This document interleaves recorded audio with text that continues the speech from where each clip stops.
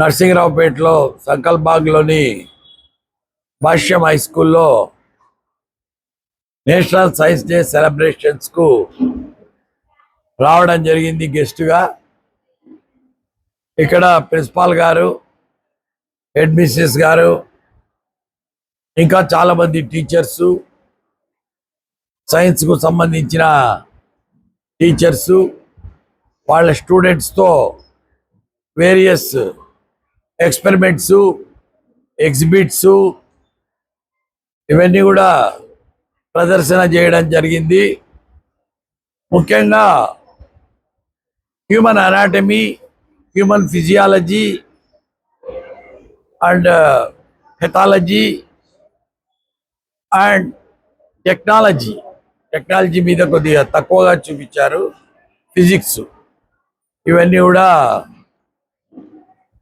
Present చేయడం జరిగింది, exhibit చేయడం జరిగింది.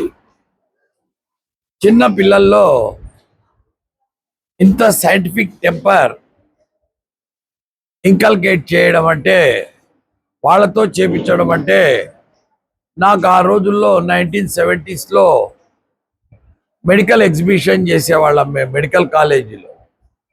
ఆ రోజులు గుర్తొచ్చినాయి. వీడి ఈరోజు బ్రెయిన్, లంగ్స్, కిడ్నీలు అన్ని తెచ్చి చూపిస్తుంటే, ఇది ఒక మెడికల్ కాలేజ్ ఎగ్జిబిషనా, భాష్యం స్కూల్లో జరిగే ఎగ్జిబిషనా నాకు అర్థం కావడం లేదు.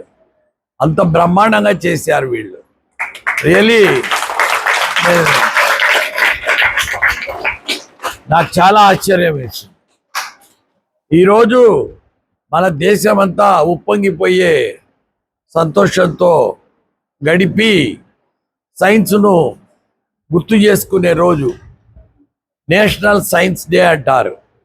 February 28, 1948లో సర్ సివి రామన్ ఆయన ఒక గ్రేట్ డిస్కవరీ చేసినాడు, the scattering of light. That's called C V Raman's effect. ఆయనకు 1928లో ఆయన కనుక్కుంటే 1930లో ఆయనకు నోబెల్ ప్రైజ్ వచ్చింది. First Nobel prize winner from our Asia, from our country. We should feel proud of that moment. We should cherish that moment. సైన్స్లో first time మనకు Nobel prize రావడం రామన్ గారి వల్లనే. ఆ రోజును కమెమరేట్ చేసుకుంటూ February 28 ఏ రోజైతే రామన్ గారికి నోబెల్ ప్రైజ్ అనౌన్స్ చేసినారో ఆ రోజును నేషనల్ సైన్స్ డేగా మనం జరుపుకోవడము చాలా సంతోషకరమైన విషయము. సైన్స్ అంటే ఏం లేదు, విజ్ఞాన శాస్త్రం అంటారు. అంటే it's an inquiry, question. So many mysteries are there around us, the human beings, the animals, the plants, evolution and universe with so many planetary systems, trillions of galaxies and billions of planets. And really it's amazing. And once you think about it, you'll be enthralled, you'll be bamboozled. So ఏది అయినా కానీ సైన్స్లో development వైపే తీసుకెళ్ళాలి, డిస్ట్రక్షన్కు వాడకూడదు science అని. ఇప్పుడు మనం ఎంతో డెవలప్ అయినాం. మనము ఎలక్ట్రిసిటీ కనుక్కున్నాడు నికోలస్ టెస్లా. అంతవరకు ఎలక్ట్రిసిటీ లేదు, డీసీ ఉండేది, ఏసీ లేదు. ప్రపంచాన్నే ఇల్యూమినేట్ చేసినాడు ఆయన Nicholas Tesla. Alexander Fleming penicillin కనుక్కున్నాడు, కొన్ని బిలియన్స్ ఆఫ్ లైఫ్స్ సేవ్ అయినాయి. Edward Jenner smallpox vaccine కనుక్కున్నాడు, ఒక మహమ్మారి నుంచి కాపాడినారు. అండ్ ప్లేగ్కు ఇట్స్ కాజ్డ్ బై బ్యాక్టీరియా అని కనుక్కొని యాంటీబయాటిక్స్ ఇవ్వడం వల్ల తగ్గుతుంది అని కనిపెట్టినారు. కోలరా, విబ్రియో కాలరా బ్యాక్టీరియా వల్ల వస్తుందని కనుక్కున్నారు. ట్రీట్మెంటు డిహైడ్రేషన్కు IV fluids, IV catheters, heart operations, implants, transplants, ఈ రకంగా విపరీతంగా హ్యూమన్ మెడికల్ సైన్స్ డెవలప్ అయింది. అదేవిధంగా టెక్నాలజీ రంగంలో కూడా విపరీతమైన అభివృద్ధి మానవుడు సాధించినాడు. Telephone, cell phone, television and motorbike. ఇట్లా ఒకటి కాదు, నువ్వు స్విచ్ ఆన్ చేసి స్విచ్ ఆఫ్ చేసి అందించే వరకు, నీకు వెదర్ రిపోర్ట్ తెలిపే సెటిలైట్స్ వరకు, స్పేస్ డిస్కవరీ వరకు, స్పేస్లోకి సెటిలైట్స్ పంపించే వరకు కూడా ప్రతి విషయము సైన్స్కు సంబంధించినదే. సైన్స్ వలన ఈ క్వశ్చనింగ్ మెంటాలిటీ, అంటే సైన్స్ అంటే పెద్ద పెద్ద ల్యాబ్స్ ఉండాలా, ఏదో పెద్ద రీసెర్చ్ అని కాదు. సింపుల్గా ఒక స్కూల్లో కూడా, ఒక సింపుల్ ల్యాబ్లో కూడా సైన్స్ ఉంది. డెవలప్ చేయాలనుకుంటే ఆ స్పిరిట్, ఆ ఎంక్వైరీ, ఆ టెంపర్, సైంటిఫిక్ టెంపర్ ఇంకల్కేట్ చేయడము, ఇన్స్టిల్ చేయడము చిన్న పిల్లల్లో. రీసెర్చ్ అండ్ డెవలప్మెంట్, R&D అంటారు.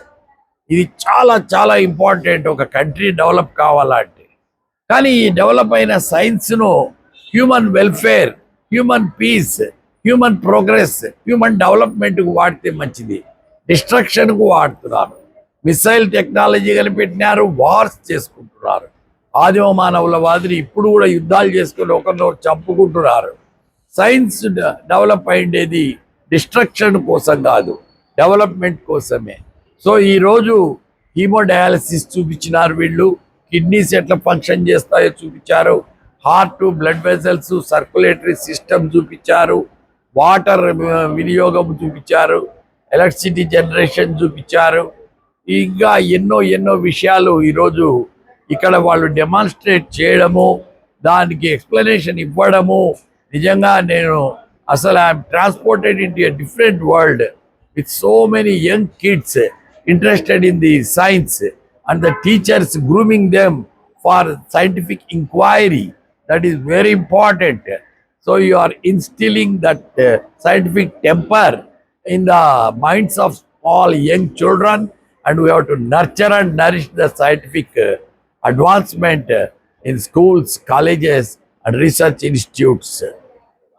Everybody should crave and should strive hard for the development of science and technology in our country. Technology is like a double-edged sword. You can use it for peaceful, useful purposes. You can use it for harmful purposes. Social media, everything is only born out of science. In cell phone, which can make a person hero or a zero in a single day. And nowadays, we have found out artificial intelligence. It's a great invention, artificial intelligence. With artificial intelligence also we should use it for human development and welfare. So ఒక కత్తి ఉందని చెప్పి దాన్ని ఏ రకంగా ఉపయోగించుకోవచ్చు. కూరగాయలు cut చేయడానికి ఉపయోగించు, గొంతులు వేయడానికి ఉపయోగించు. సైన్స్ కూడా అంతే, డబుల్ ఎడ్జ్డ్ స్వోర్డ్. జాగ్రత్తగా వాడుకొని హ్యూమన్ వెల్ఫేర్కు, హ్యూమన్ డెవలప్మెంట్కు వాడుకుంటే మంచిది. యుద్ధాలు వినాశనానికి, మానవ జాతి నాశనానికి వాడొద్దు సైన్స్ను. సైన్స్ అనే దానికి ఇంపార్టెన్స్ ఇచ్చి సైంటిస్టులను తయారు చేయాల్సిన అవసరం మన దేశానికి ఎంతో ఉంది. ఈ విషయంలో గవర్నమెంట్సే కాక ప్రైవేట్ ఆర్గనైజేషన్స్ కూడా R&D డెవలప్ చేస్తూ ముందుకెళ్లాలని నేను కోరుకుంటున్నాను.